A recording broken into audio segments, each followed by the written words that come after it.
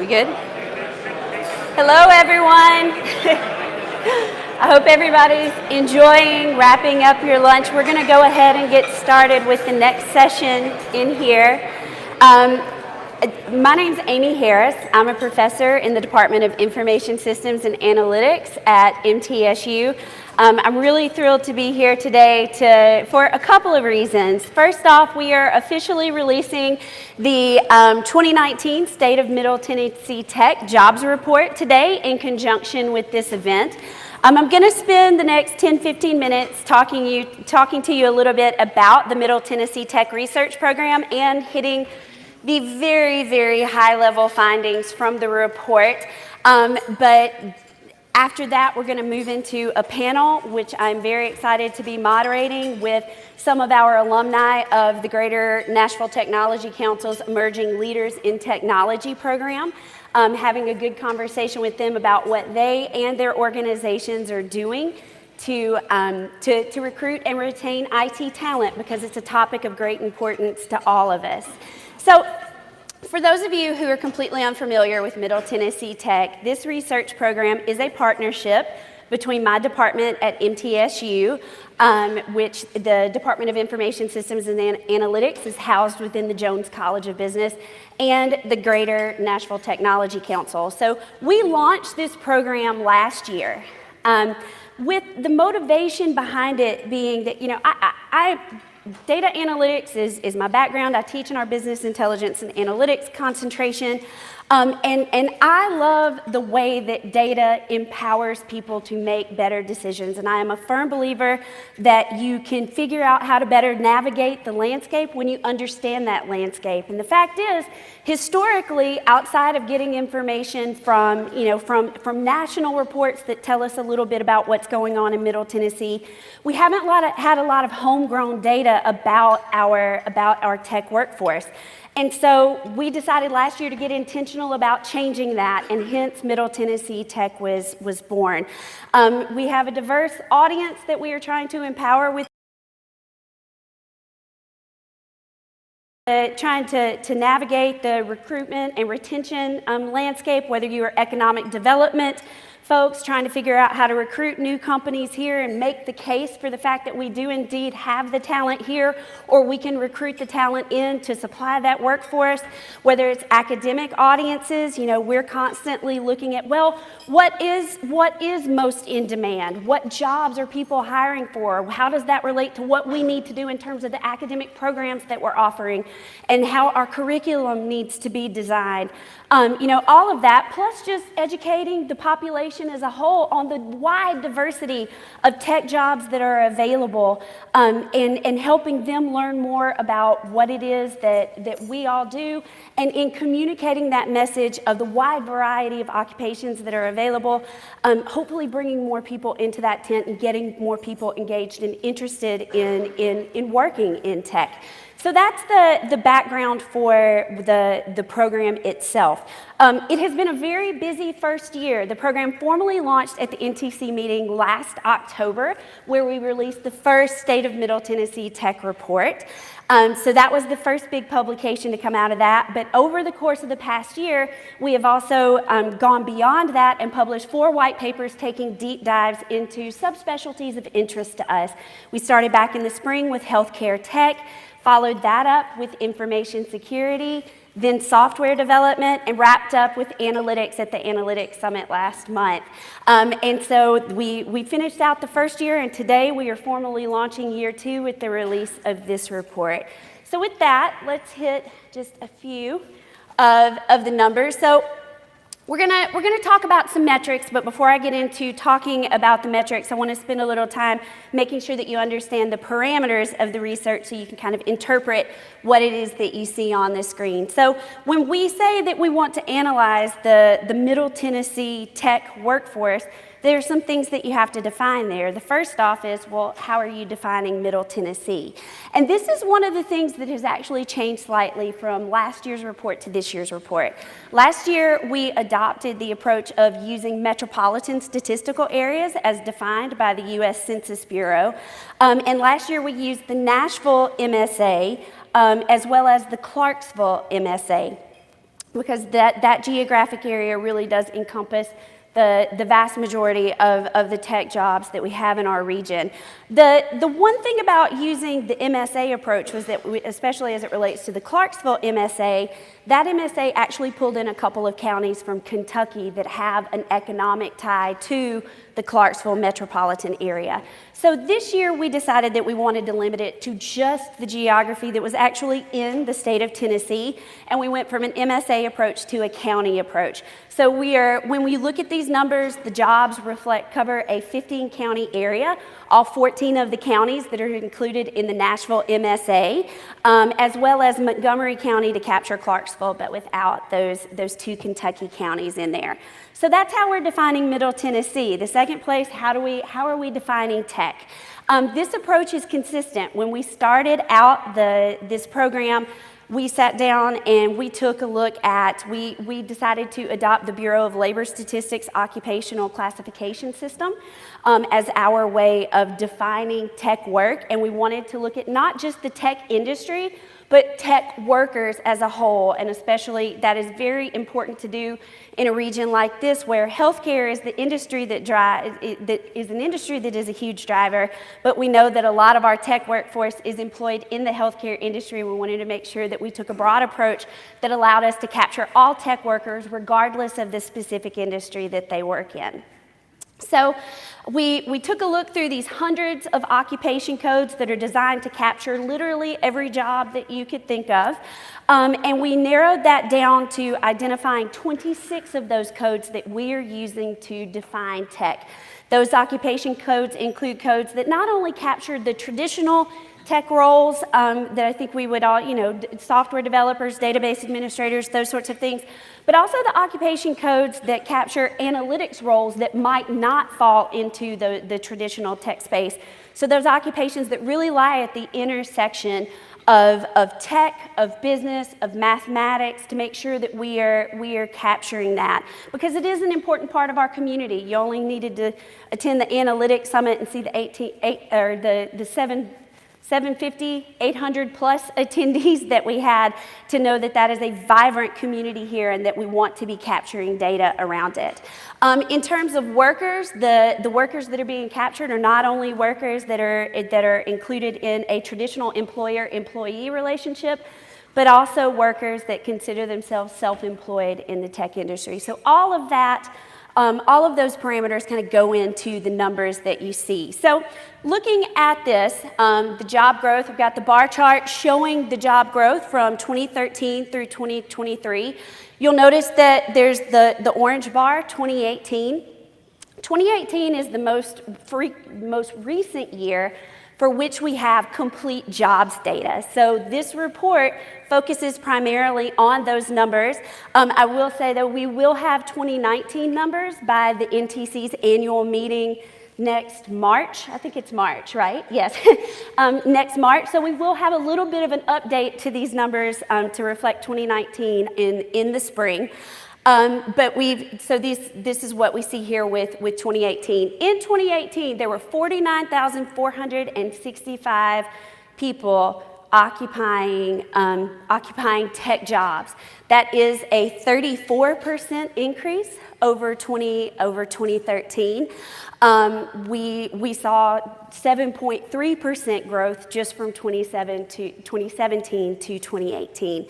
So seeing a lot of past growth, and that past growth is projected to continue. We are projected to have 15% projected growth over the course of the next 5 years to 2023. If that projection holds true, then by 2023, we will have just shy of 57,000 people in tech positions here in Middle Tennessee. Now, to give you some context on that, hang on a second, I lost my stuff.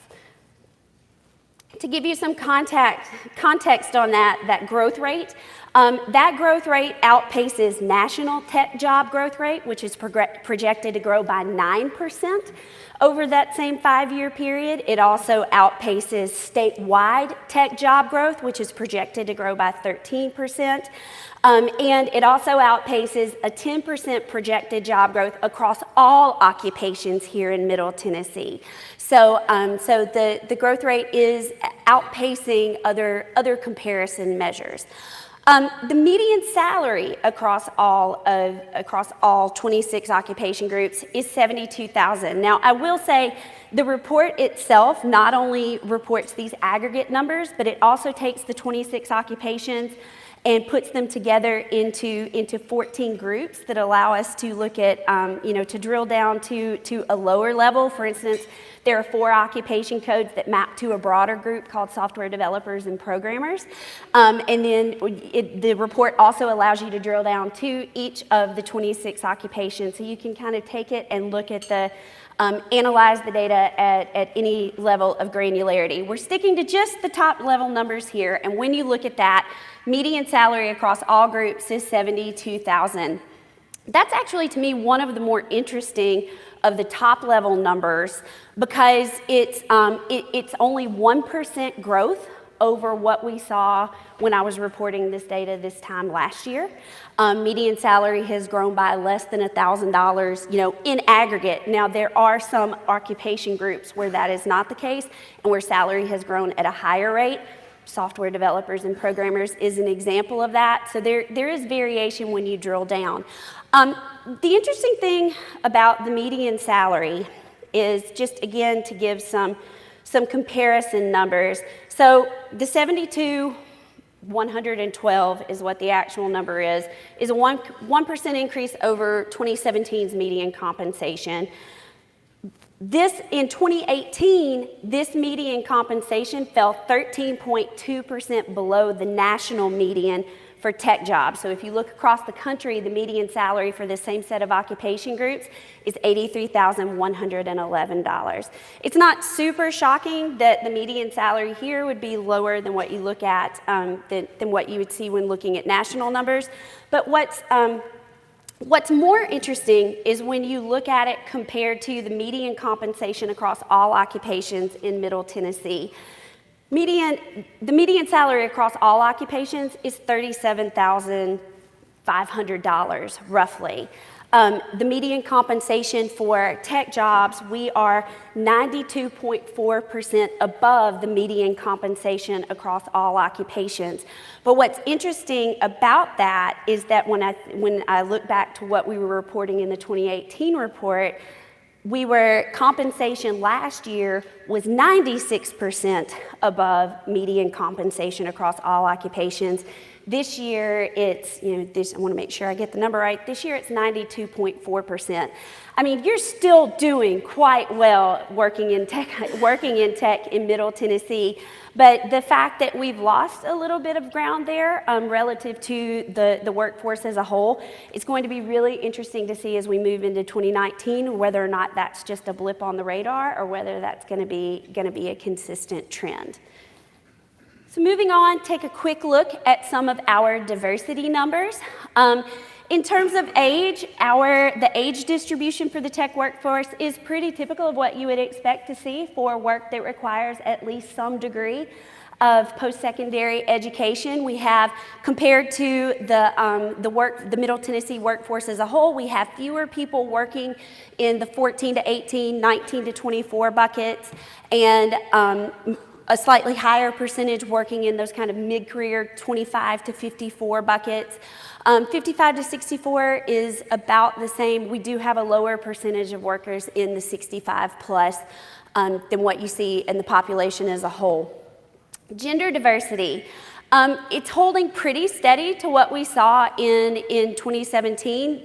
Females occupy 36% of tech occupations. Males occupy 64%. I will say that this is another one where that's an aggregate number, the 1/3, 2/3, but when you drill down to the individual occupations, there's a lot of variance. The lowest occupation has about 10% female representation. The highest has over 60. So again, just kind of taking it, just kind of taking that with the understanding that there is a lot of variance there. But the cool thing about the 36% that we see here is, number one, that's 1.5% higher than the number I was reporting this time last year. So we've gained a little bit of ground in female representation.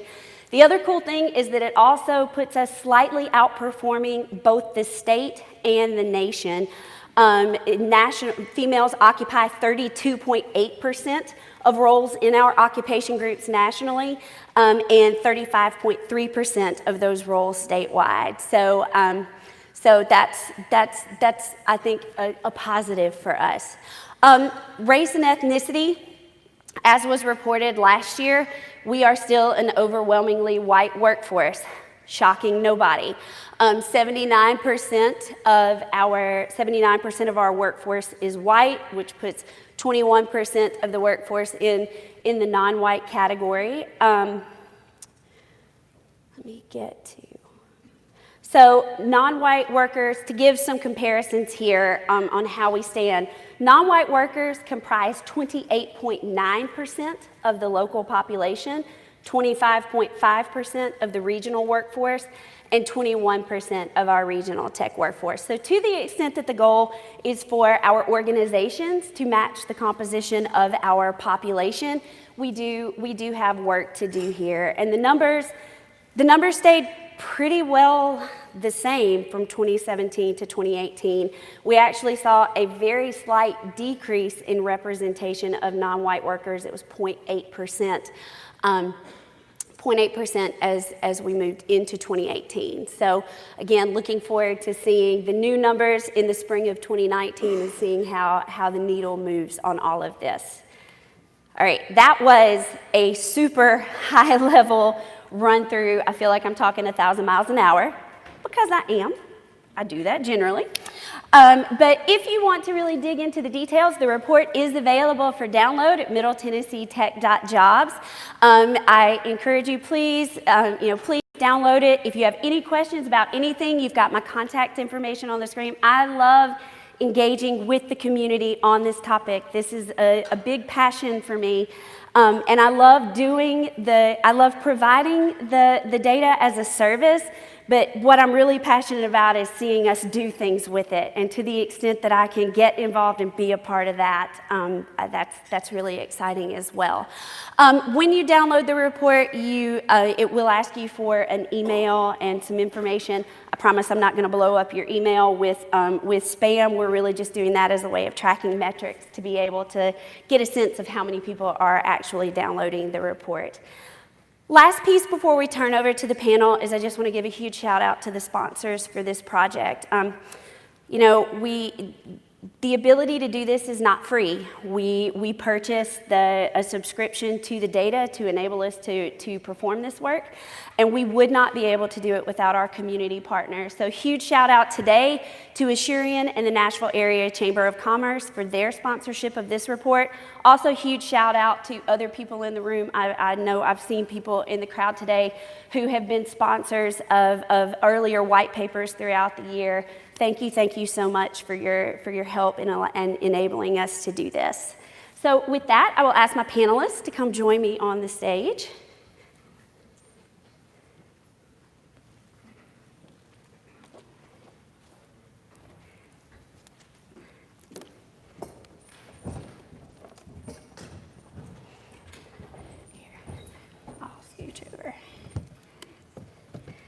Wow, a panel where everybody gets a microphone. This is awesome. All right, so as I mentioned earlier, each one of the panelists that we have with us today is an alumni of the NTC's Emerging Leaders in Technology program. Rather than me read bios for each one, we'll just start. Marcus, we'll start with you and work down and give an introduction of yourself and your organization. Sure. My name is Marcus Magee. I work at Tractor Supply Company, been there for 10 years, multiple roles within IT. Currently am director over IT marketing, business intelligence, and enterprise analytics. Everybody, I'm Nathan Wright. Director of IT for United Derm Partners. So I've been there in this role about 2 years. The company is pretty new, so practice management in partnership with dermatology practices. And just to give you a sense for size, because that'll color some of my responses, sort of the support group is around 15 to 20, total employees around 400 or so at this point, and about 26 locations to support in that capacity. Technology and database care coordination company right here in Brentwood, less than 10 years old, and we really rely and believe in our high-tech, high-touch philosophy in which we partner both our data analytics and specific algorithms as well as a myriad of technology within our portfolio, coupled with clinicians and medical directors within throughout the nation to ensure the most appropriate path for our patients that we cover.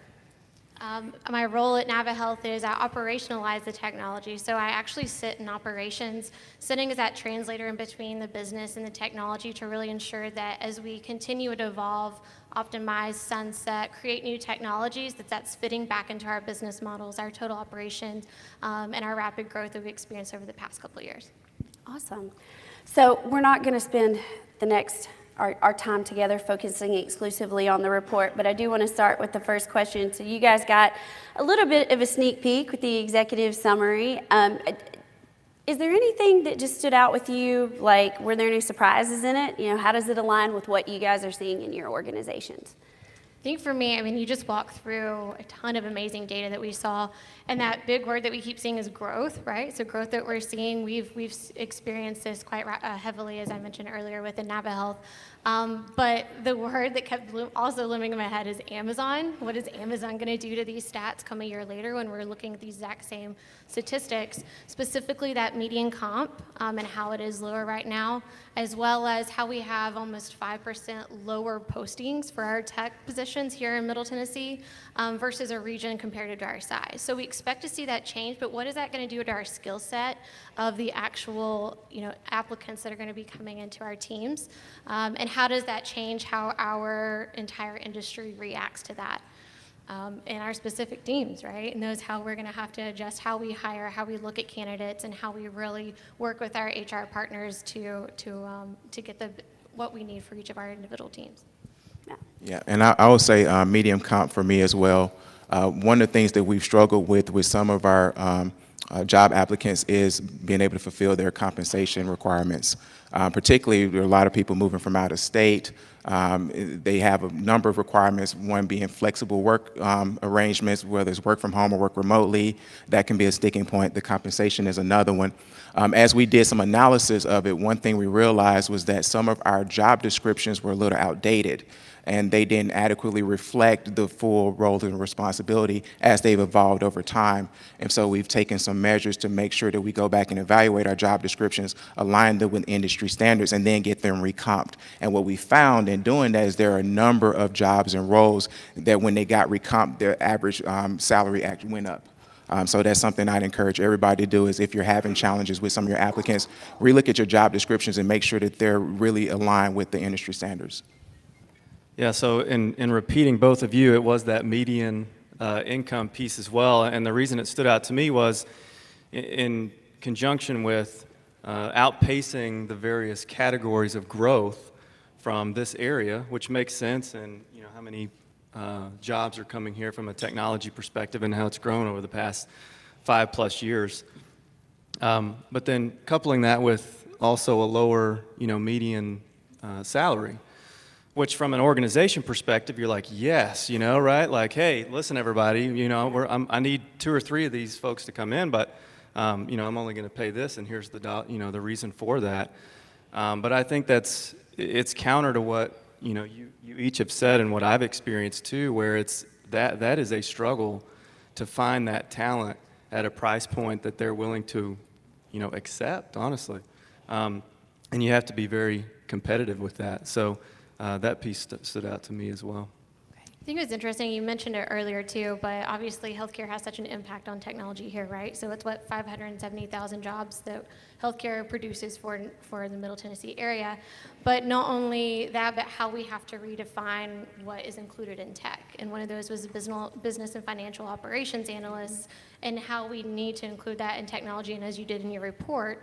But how, kind of Marcus's point earlier, how do you brand that accordingly and appropriately to get those incorporated into the right pieces and departments and teams within your organization to be able to really hone in on that skill set and provide the utmost value? We see that a lot, and especially my position sitting in operations, working with technology, that's been a continuous challenge in understanding how you have to brand that correctly to find the right skill set. And you're seeing that in the data of year-over-year growth, but still lower than the national average. So how do we continue to learn how to do that better?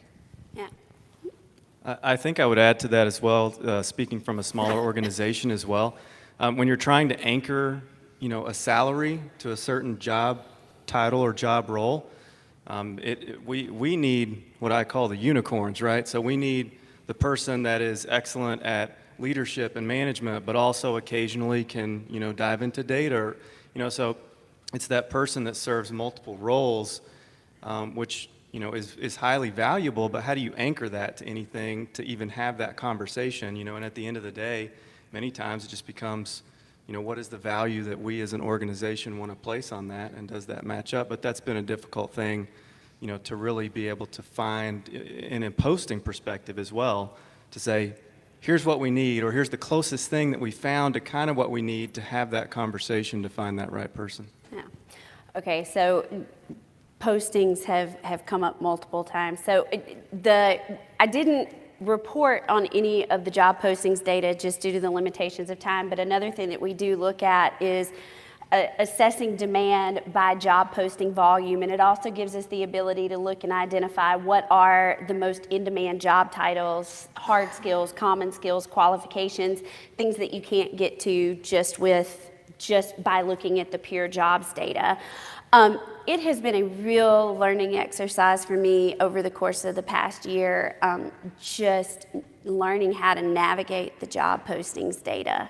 Not only has the volume just exploded, as Monica, you mentioned, but just the strategies behind postings. The number of companies that are targeting ads to the Nashville metro area. That doesn't necessarily mean they're physically located here, but they're still competing for talent here to the extent that their job postings are showing up alongside the local companies when people are doing their searches.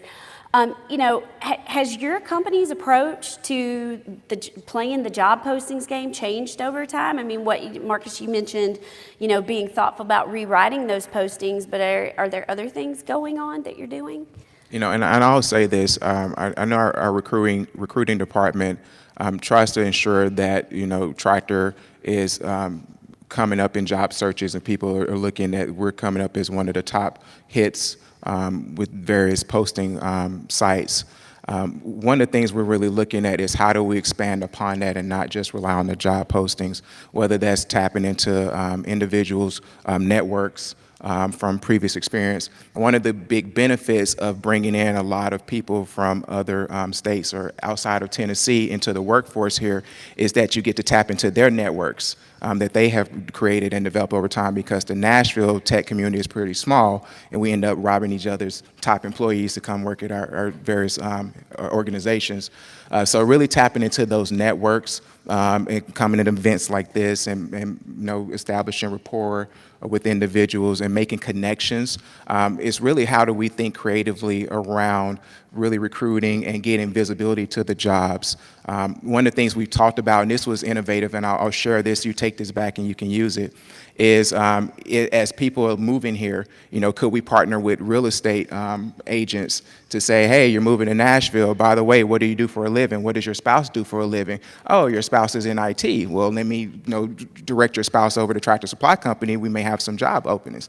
It's just how do you get smart and creative with the way that you look to engage individuals and communicate the different job postings that you have? Yeah, Yeah, I mean, a lot of the similar approaches that Marcus has mentioned from Tractor Supply, but we're continuing to build those relationships and partnerships with companies like LinkedIn and Indeed.com, and those to not only get the most bang for our buck out of any blast postings, we also rely very heavily on word of mouth. I mean, no, I wouldn't say most, but we do have a lot of applicants come in from word of mouth and referrals, and we continue to cultivate those relationships in the same manner that Marcos was speaking of earlier. And then it's just, especially as we continue to evolve and how tech is incorporated in so many different departments within our company, continuous rebranding to find those specific skill sets, as we've mentioned several times. Yeah, I'll just echo that. I mean, I personally, in my leadership style, I'm very relationship driven as well.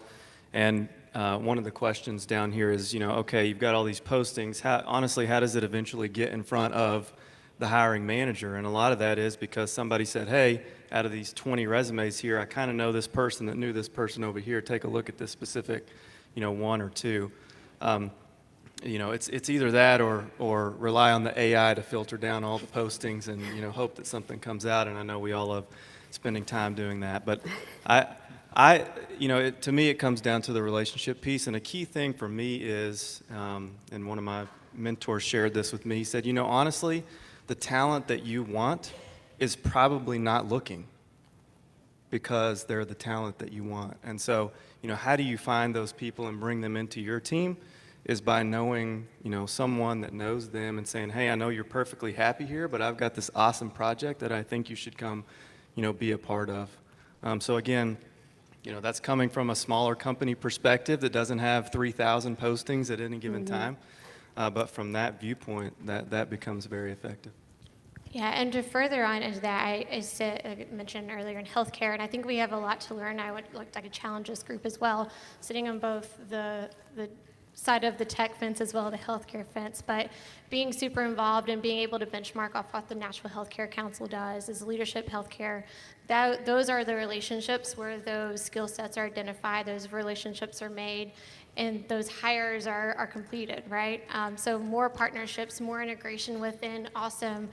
Nashville is, everyone knows, no one says no to coffee in Nashville, right? And our organizations and our committees work very similar in the same way. So being able to leverage off of that and work with each other, whether it be the Nashville Tech Council or whether it be Nashville Junior or Nashville Chamber, creating those and cultivating those within your organizations and outside to continue to find those who might not even be looking but are the perfect fit for your teams. Okay. Well, Nathan, you referenced the question, so we'll just hop there. Something that has come up in conversations over and over the course of the past year is part of the shortage, perhaps, that we're being too short-sighted in who we are considering an optimal candidate for a position. And Marcus, I know you were integral in starting the program with Nashville State. We'll let you talk about that here in a second. It's like, how have your organization's hiring requirements changed over time, or have they? Is there a different philosophy today about whether or not a four-year degree is required as opposed to some other qualification? And how does that filter into, like you mentioned, AI? Like, is that built into the screening systems, or is this something that's still just kind of happening by hand? What do you do to get the attention of the hiring manager? I'll start because this is something I'm very passionate about. So at Tractor Supply, I've been fortunate enough to partner with a couple of the local community colleges looking at different programs for engaging community college students to potentially enter the workforce. We felt that there was kind of an underserved area of academia with looking at tech jobs. So we wanted to figure out how could we tap into that and engage them to build a pipeline of talent. So in particular with Columbia State Community College, I worked and partnered with them to establish a pilot for an apprenticeship program, an IT apprenticeship program, where basically you have students while they're still enrolled in Columbia State, they become full-time employees of Tractor Supply Company. We develop a roadmap of what their apprenticeship timeframe will look like from a skill set and competency development perspective, as well as which courses they would need to take to align with their competencies. and at the end of that time frame, right now, it could either be 12 months or 18 months. Then they just transition into the entry-level role that aligns with the area of IT in which they entered. We've had 2 students that started earlier this year. It's been phenomenal. They've exceeded all of our expectations, and we're looking to expand that program as we go.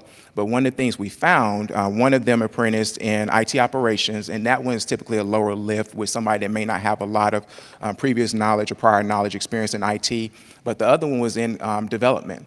And so we had this gentleman join our quality assurance department as a development for automation. And has done fantastic and is able to be very self-sufficient and self-sustaining, in less than a year.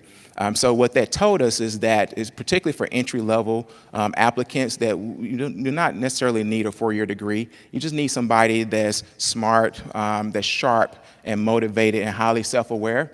And those are things that you can't teach. And if you get that, you can teach any other the technical skills if they have a good foundation. So that's something that we found has been very beneficial. We also have a partnership with Nashville State Community College. We have a program there called Learn and Earn, where we set up a work environment at Nashville State Community College for their students to apply what they've learned in the classroom working for a Tractor Supply Company. We piloted that this year, and they work with our telecom team to look at some optimizations, cost optimizations for telecom, which results in tangible cost reduction. So they're not doing busy work, they're doing work that's very tangible and valuable to the enterprise and looking to do more with that. So we're just trying to be very innovative with what we think as far as the skill set required and think broader. As we continue to grow, we're looking to enact more programs exactly like Marcus has done at Tractor Supply. I heard him speak on that earlier last year and was just super impressed with how they're cultivating young talent and making them aware that they're even interested in this type of field. We are continuing to build out, again, partnerships like I was speaking earlier, but it's something as simple as a renovated career site, right? So something that's more attractive that has those advertisements on LinkedIn and grabbing as much as we can through, whether it be social media or sites that our candidates are already included on.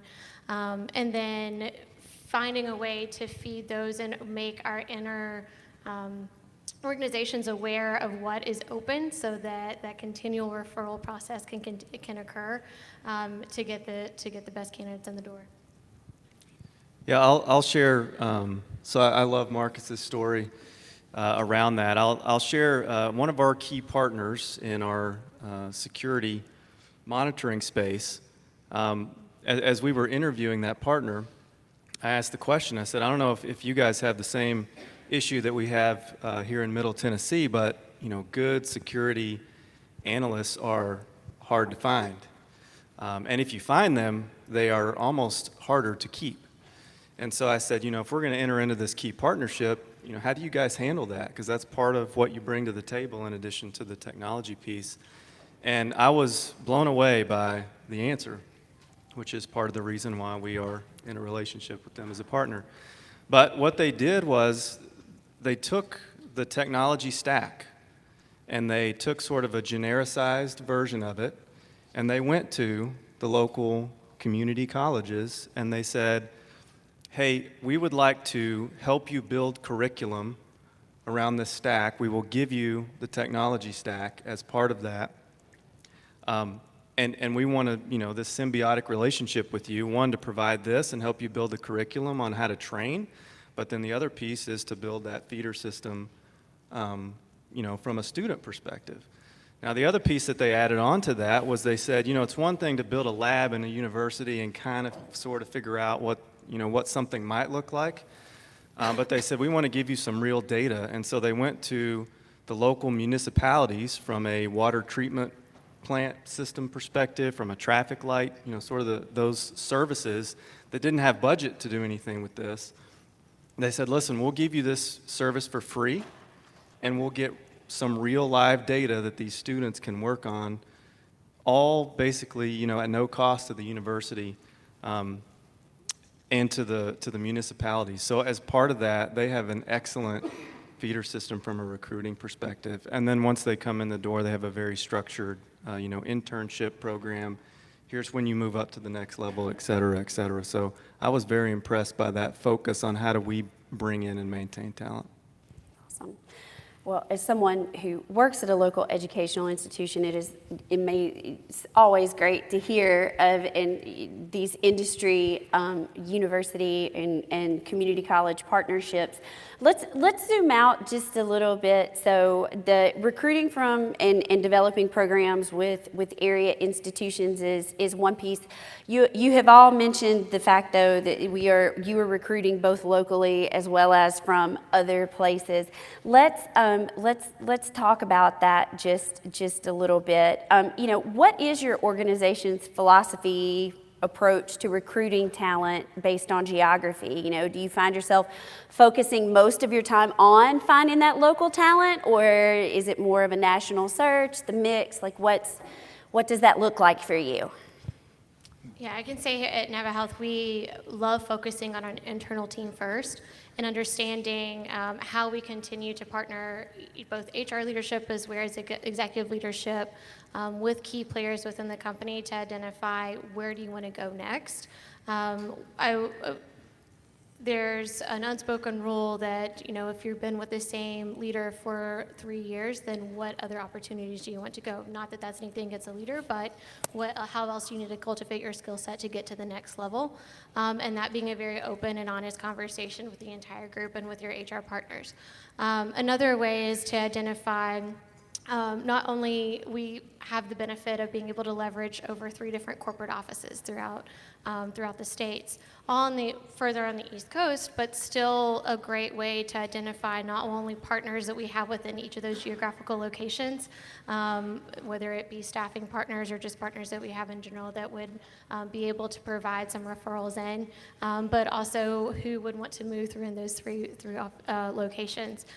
So again, we have plenty of partners that we work with to staff from the outside, but we always focus on that internal talent first and how we continue to drive those up through the chain. And this is a follow-up that kind of dovetails with another question. When you're talking about that internal talent, is it looking at existing tech talent that might be willing to go somewhere else, or is it looking for talent anywhere within the organization that shows that aptitude or interest in moving into tech roles? Yeah, great question. It's impressive to see the amount that cross that path, I'd say, from we understand that you might have an amazing analyst or operational mind, and how could you translate that into tech or vice versa? So we do see a lot of cross-departmental moves, just based on the way that someone thinks and how technology supports any of our operations at this time. We also have a different model in that we have so many clinicians or so many clinician-based roles, and then we see a lot of that transitioning as well. So what is that continued education that we need to provide, and what are those just opportunities we need to offer to them and make them aware of to say that you're working with this technology every day. Let's enable you and empower you to have an innovative mindset to not only have, cultivate these ideas within hackathons and then, make you understand that this might be something I'd be better at or want to move from my clinician role into a tech role. How do we provide you the skill set? What's the training? What's the continued education? So really basing our entire company with an innovative heartbeat, and then how then you take that interest in those skill sets that you already have within those colleagues and translate that into the value that we most benefit from in each of those departments. Yeah, I think from recruitment, we're looking at just finding the best talent, and one of our biggest challenges right now is we're in a growth mode, and it's kind of interesting to say with a company that's approaching $9 billion in revenue, but we're still growing at a very fast pace, and we're needing to onboard different skill sets and more innovative skill sets and more modern skill sets and more futuristic thinking, and finding individuals with that skill set is challenging. Because typically those individuals can go and work wherever they want to, and they're getting a number of offers. They can basically write their own checks. So it's just understanding, where does that talent lie? And sometimes it's locally, and we would love to stay local within Tennessee. When I say local, not just Middle Tennessee, but within the state of Tennessee. But if we need to expand beyond that, we will. But kind of echoing what was mentioned earlier, looking at opportunities for growing internal individuals to assume those roles. And it was interesting, we just had a conversation around some things MTSU is doing with relation to data science and looking at creating a data science certificate program. How do you accelerate individuals within an organization that show a high aptitude for growth to get the skill sets that they need for these higher level roles, or roles that may be more technical or require a different level of thinking, so that they're not having to go and spend 2 years to get a master's degree or anything like that. So looking at partnerships with local colleges, local universities, training centers that have those types of programs, I think is key, because there is a big opportunity to ensure that you're growing the talent internally within your organization. And I feel like there are times where we may come short with regard to that, because we want those high level skill sets right now. And getting ahead of that helps us to grow and develop those individuals, which is great for retention, which I know is one of the things that you focus on as well. Nathan? Yeah, I would just add to those things that have been said, that for our organization, and this is not groundbreaking, but it depends on the role, right? So some things are fine to work remote. Other things, especially from my perspective in honestly helping our practices, I want someone there that they know and that they can trust, to come in the door and help them on some of the roles like that. But the one thing I'll say is that we do tend to post locally and sort of in a broader scale as well. And we've been surprised to find people that aren't local, but that want to, well, maybe it's not surprising, but that want to come here. So if we would have just searched local, said, we need it to be here, and not really spread that out, we would have never found that great talent that, wanted to move from Washington to Nashville. And so I think having that broad scope has surprised us in some cases in finding talent that we know we want it to be a local role, so maybe we should just search local, and we would have missed out on that person that ended up wanting, to come here and fill that locally. Yeah. Has that been y'all's experience as well? Absolutely. I mean, we're in Nashville, right? Like you're saying. Yeah. There's not many who don't want to come to Nashville these days, whether to visit or to stay, or even come visit and then decide to stay. So really being able to expand beyond that and understand that kind of the reputation that we're continuing to grow is not only a healthcare state or a healthcare area, but also a tech area. Especially with the attention that we're starting to get from some of these larger corporations coming in, from tech focus and beyond. It's much more valuable to continue to expand the scope and how you look, and then be able to have those conversations and willing to have those conversations of relocation for them. One other thing that I'll add, because you kind of asked about have you relaxed the requirements or changed your requirements. I think from our organization's perspective, I guess you could call it relaxing that and wanting to more focus on sort of your skills and experience where you need that. But I think the flip side of that is we've had to sort of adjust the ways that we validate that what you tell us you've done or what your resume tells us you've done is actually something that you know. And I think a lot of that comes from the technology of, you hate to say it, but gaming the system sometimes, right? Mm-hmm. I mean, on this side of the recruiting piece, you build these technologies to filter down all of these thousands and thousands of resumes, but on the other side of that, if you've studied that, you know exactly what keywords to put where to, get to the top of these search results. So while we have sort of changed that focus, I think it warrants some additional, diligence on proving out who that candidate is and who they say they are. Yeah, and that's you touched on one of my pain points with recruiting is you have individuals that can speak the language because they know the buzzwords and they know what you're looking for, but then we ask a lot of situational questions. So tell me about a time when, and that's when it usually falters and they speak about generalities. Well, in this event, in this case, you would do this. No, not what would you do. What did you do on this date or this time frame or this year, and what was the outcome? And so when you look at, I think we do get a number of applicants for the various roles, but then that's where it typically falters because they're individuals that know what it is you're looking for, so they'll speak to you about it in kind of theory. but not in what they've done in practice. And that's one of my big pain points. You just touched on it, so it's very funny. You're welcome. All right, so we're going to switch gears just a little bit in the time that we've got left. So once employees are hired, you get them in the door. The next goal is to keep them. The issue of retention. How are you and your organizations working to keep your employees happy? Like, what retention strategies do you have in place? So one thing is interesting. At our IT town halls, regularly, probably once a year, we'll look around at all the individuals that are there, and they'll ask the question of, who's in a different role right now than when they entered the organization, and it's amazing the number of hands that go up. So giving people the opportunity to grow and develop internally, I think is key. Building out a career path and roadmap of what it looks like at the various levels. It may not all be vertical, it may also be horizontal or lateral, but that opens up opportunities, and that's something that I've been able to benefit from within my career, shifting from more of a testing focus to now on application development.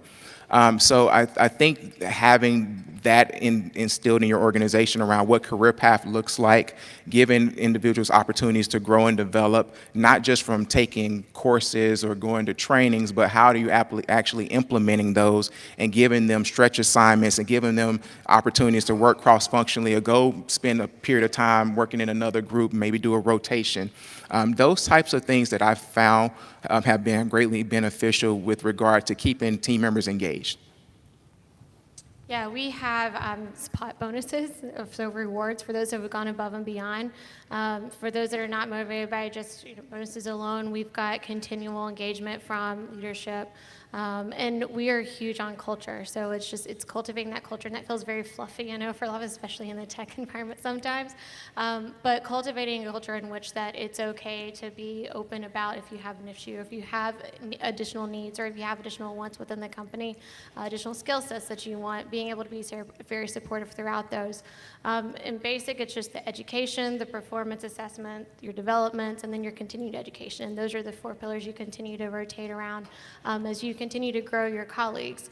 The performance is an interesting one, especially on the tech side, and thinking of how we're assessing our performance, especially as we continue to integrate technology within the way that you're operating your everyday business, whether it be through how you're managing your operations or just the way that you're assessing from an HR perspective, and making sure that you're keeping the performance metrics updated with the technology.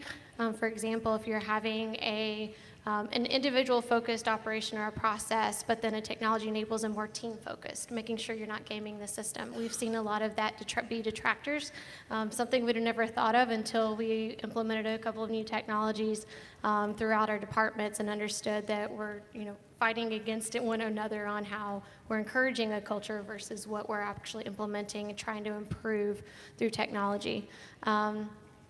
So I know that seems kind of random, but that's definitely a lesson learned that we've had in the past on just detractors within our culture, and how to better improve and think better of that going forward.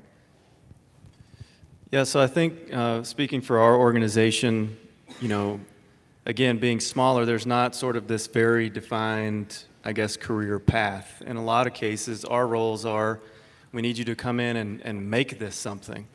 Mm-hmm.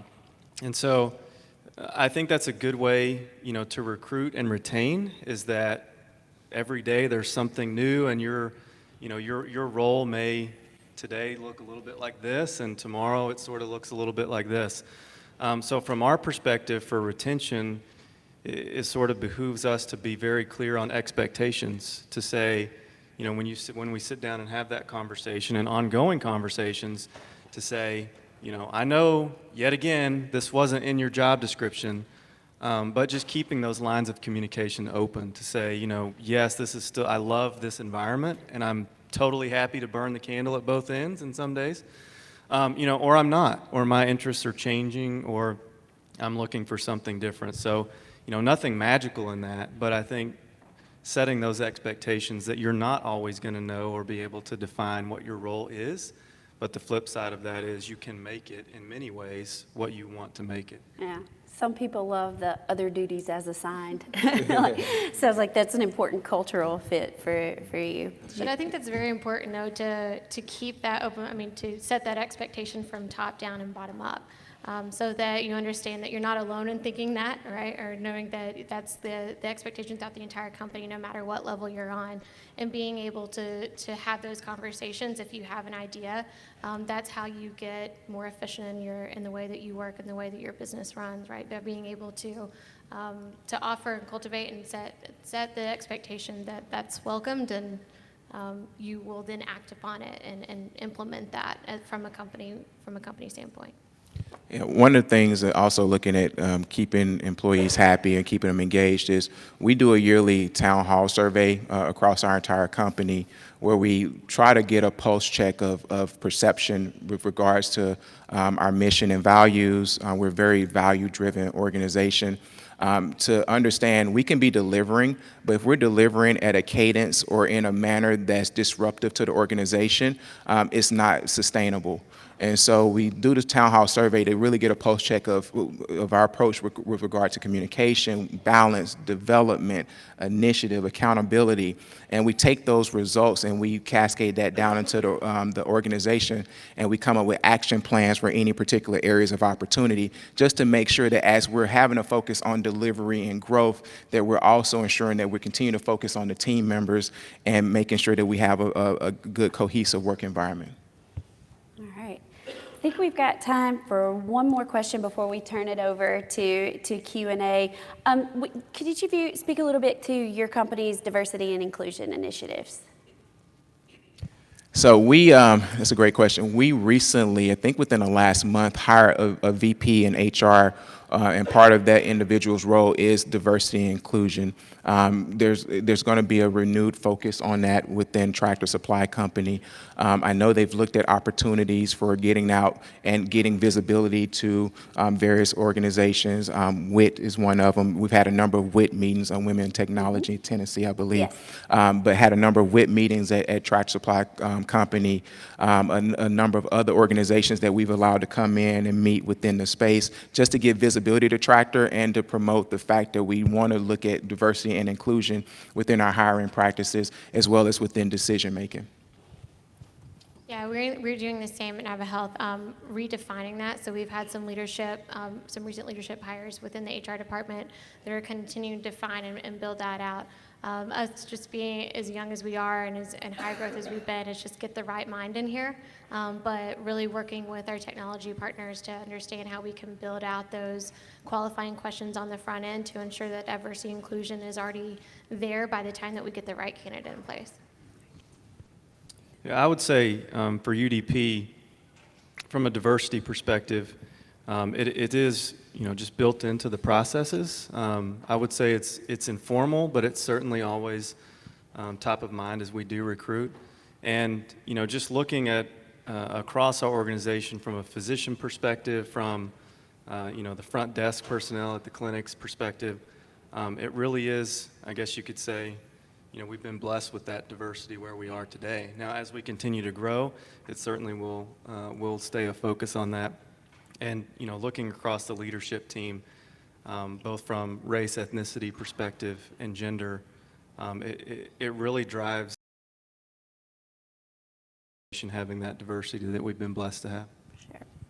Okay, I do think we actually have time for one more question. We'll wrap up with your experience. Clearly you guys are all on this panel because of your participation in the ELITE program. Your companies gave you the freedom and flexibility to be a part of that program. As we wrap up and turn it over to questions, I just like to take a moment for you to reflect on what impact has being a part of that program and other professional development opportunities that have been offered to you. What impact has that had on your career? I'd say the ELITE program in particular, I'm very glad that I was able to participate. Nathan actually was in my cohort. We were on the same project team. And we had a great time in just partnering. We do a community-based project as part of the program. to give back and also to showcase the leadership skills that we develop as a result of the program. Have been able to come in contact with some fabulous mentors, some of them being in this room, individuals that I can reach out to at any given point in time for feedback or input or insight or perspective, as well as being able to partner with those that were in my cohort, as we look to grow and develop within our individual careers. I have people that I can now reach out to bounce ideas off of or share thoughts and share ideas and vision with, and that's been invaluable. Yeah, and he's hit on just about every single one of the things I think that each of us could say, but as I was thinking through this question, it's what the phrase was Toolkit for change, and Toolkit for change management, and that's not only within yourself as a leader with the skill sets and those mentors that we interact with on such a timely basis, but also how to implement that in your organization, and not only within your organization, but therefore the industry and how that we react here in Middle Tennessee. One of those examples being, the community project, and that has a much more profound impact, I think, now on this side of it than going into it, recognizing that that is the way that you continue to build this industry and build the talent that then feeds into our organizations and then feeds our future leaders, as you heard each of them provide examples for how they're doing in their industry. So not only providing the relationships for benchmarking or finding new mentors or even new opportunities, as a lot of us did within my cohort, but really how to continue to build that with those relationships you make. Yeah, I would say for me, it's kind of three words. One is relationship, and then giving back to the community, and then growing as a leader out of that program.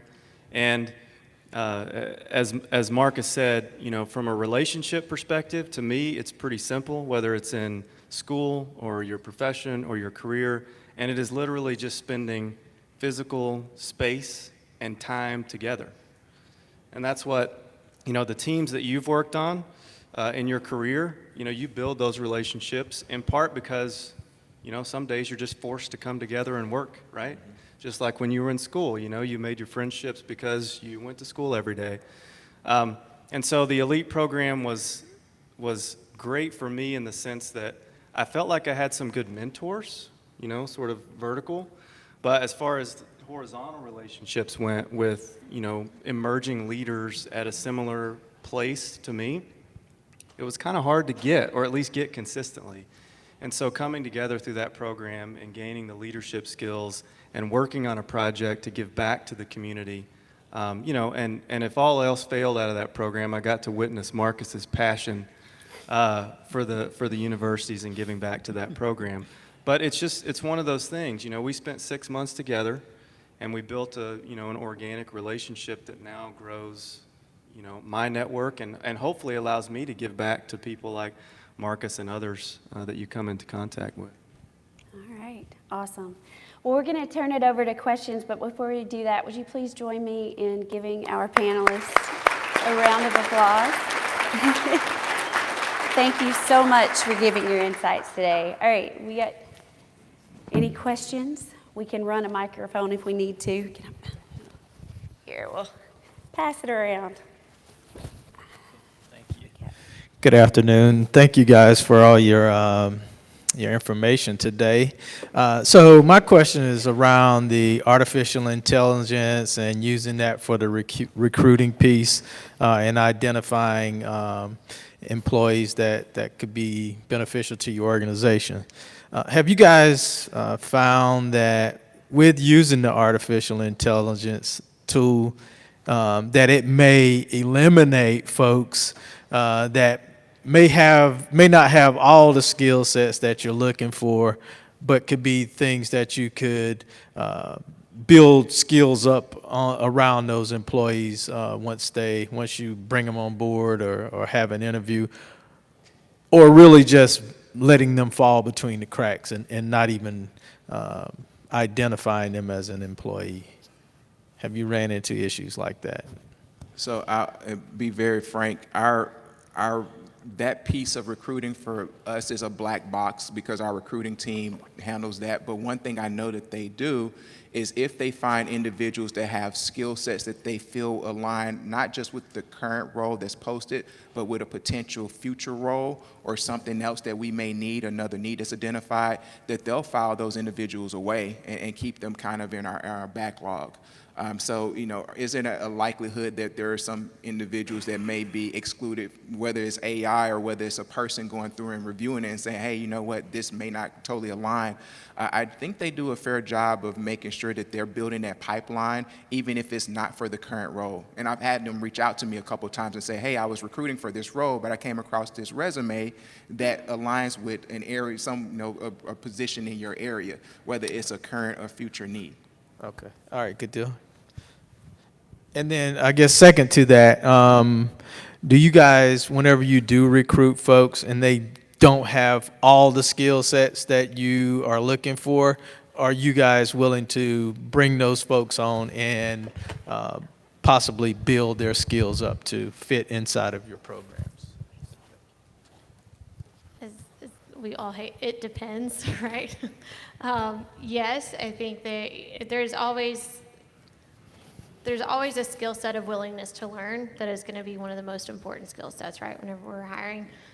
It truly depends on where we sat within our rapid growth versus where we were, I would say, 6 months ago, and the time that we truly have to make that hire as valuable as we know we can make it within the given time that we have as leaders. And that's always on the forefront of whenever we're looking at candidates or whenever we are having these conversations is, would love to get them in here. Let's find it, and kind of to Marcus's place, let's work with our HR and our TA to make sure that we at least get them in our portfolio, at least get them in our filing cabinets, because they will fit in here. Just we need a team or an opportunity that has as much time to allow to get them to where they need to be. Yeah, I would just say it depends on whether or not the skill gap was something that they told me wasn't a skill gap on the front end, or whether that is, man, 3 weeks, 6 weeks into this, the role kind of morphed a little bit based on a new client or, and from that perspective, if they have the aptitude to train them up in that and we have the time, then absolutely that makes a lot more sense than trying to go back out to the market, and find someone that would fit that, I guess, perfectly and currently.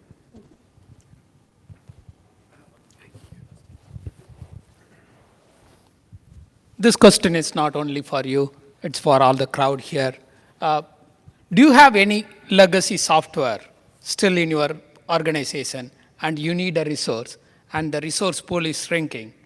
What are the things you consider to solve that problem?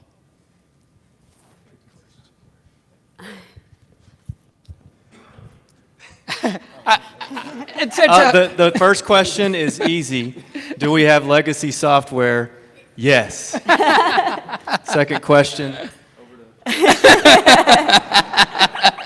Great handoff. So, my previous team, which was responsible for store systems, so systems that actually resided in our retail locations, we had a couple of legacy applications, particularly on our corporate portal, that we rewrote. Because there was one in particular that there was one person in the organization that worked to develop it, and that was done 15 years ago. And it had not been maintained in probably 10 years. It was just kind of running. But what made us deprecate it was that it ran on an unsupported server that couldn't be patched, it couldn't be updated or upgraded, so it ended up introducing some vulnerabilities if we did not do a replatform. So that's been typically our approach, is just to rewrite it or replatform or replace. Okay. Then the other question I have is, have you lost any of your employee to Amazon, Google, Facebook? And because of the new technology, they always are up to date with the new technology. In your organization, you have a lot of restrictions, right? Because of the hardware you have or because of the client restriction, you cannot move forward with technology. So in that scenario, how do you keep an employee? We have been talking about recruiting employee, right? Here, how do you keep an employee who will not be stolen by AWS or Google?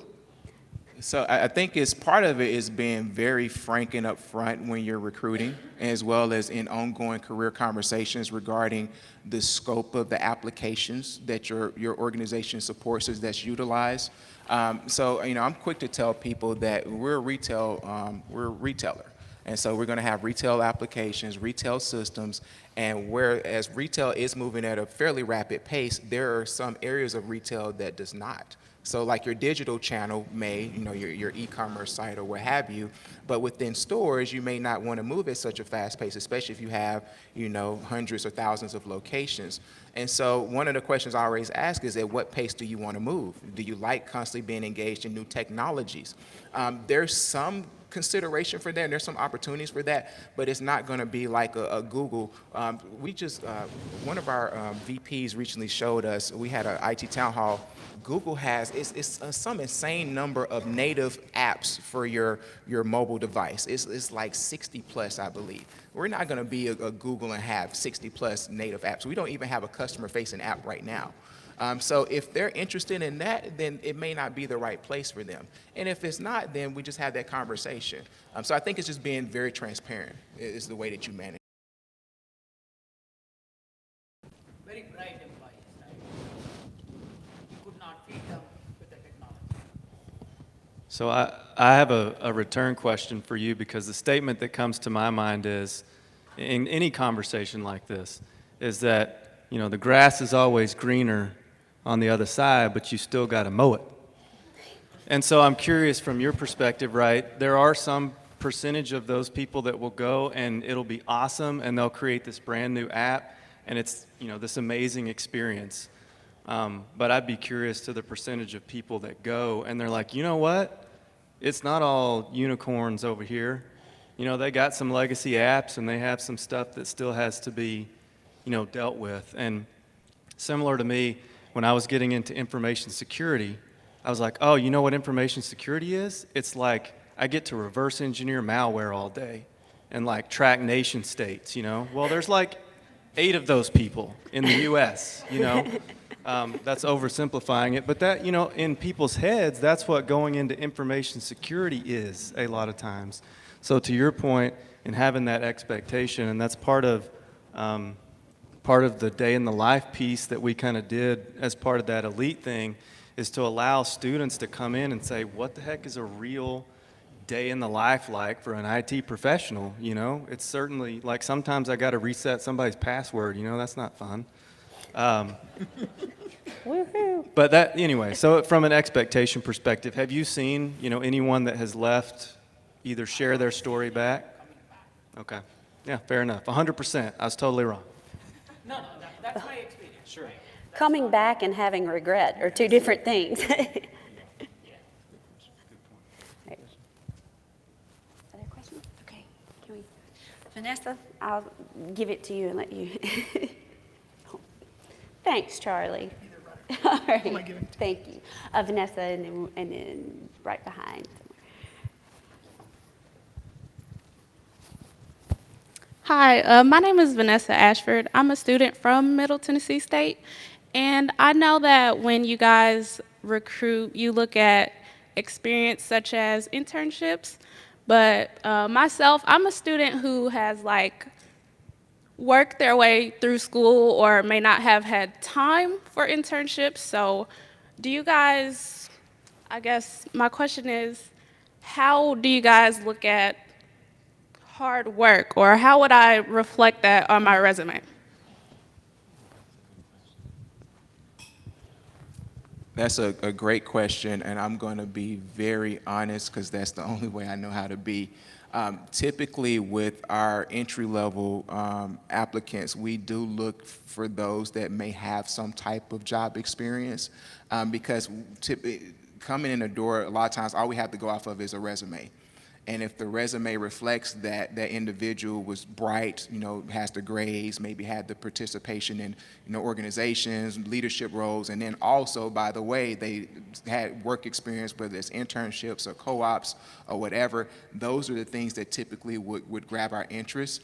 One of the things that we're looking to do, and that we have been doing with Tractor, is we do participate in a lot of the college's career days, where we'll come on campus to build those relationships. And I think that's a good opportunity for individuals to maybe reach out and say, hey, this is who I am, and this is what I've done.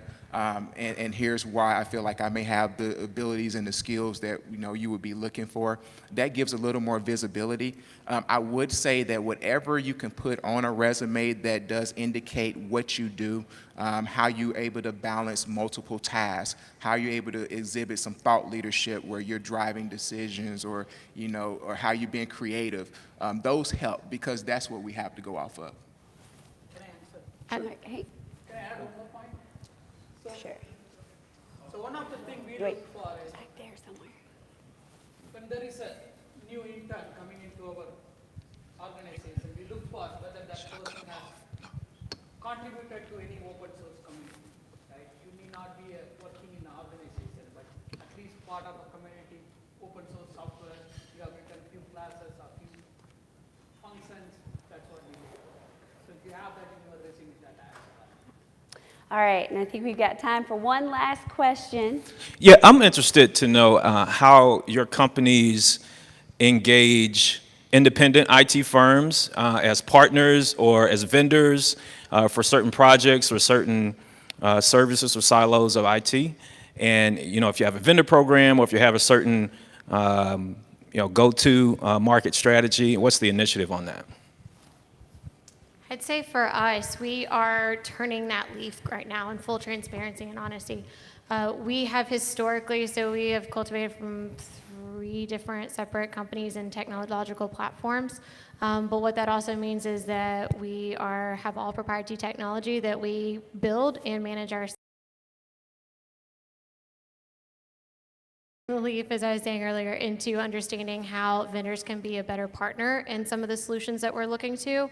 And in doing that and supporting that thought, we have built up an entire vendor management team and company, or internal company within our company underneath both our financial and our technological lanes. So that we can put more focus onto whenever we have a solution, whenever we have an internal hackathon, whenever we have an innovation idea that we cultivate from within or within our colleagues, and we come up with a solution, we can then assess whether that's an internal build, an internal development, or if that's a partner that we can, or a vendor we can partner with. So we're building that program now. It's not historically the way that we function, but understanding the rapid growth of technology and the solutions that we have to create in order to keep up and stay ahead, then that's definitely a forward-thinking idea that we're creating. Yeah, and we have a few partners that are more strategic partners that we work with regularly. We have individuals in levels of leadership that have partnerships from prior experiences that they leverage. If it's something that's significant, we'll go out for an RFP and we'll engage different vendors, see who has the best offering at the best price, can go out for bid. So we do a number of different things. A lot of times it's just around the relationships that's been established with certain leaders, typically from previous experience or prior experience, but then going through that RFP process, we usually identify some key vendors that we'll work with. All right. Thank y'all so much. Y'all have been an amazing audience. Another round of applause for the panelists. Yay!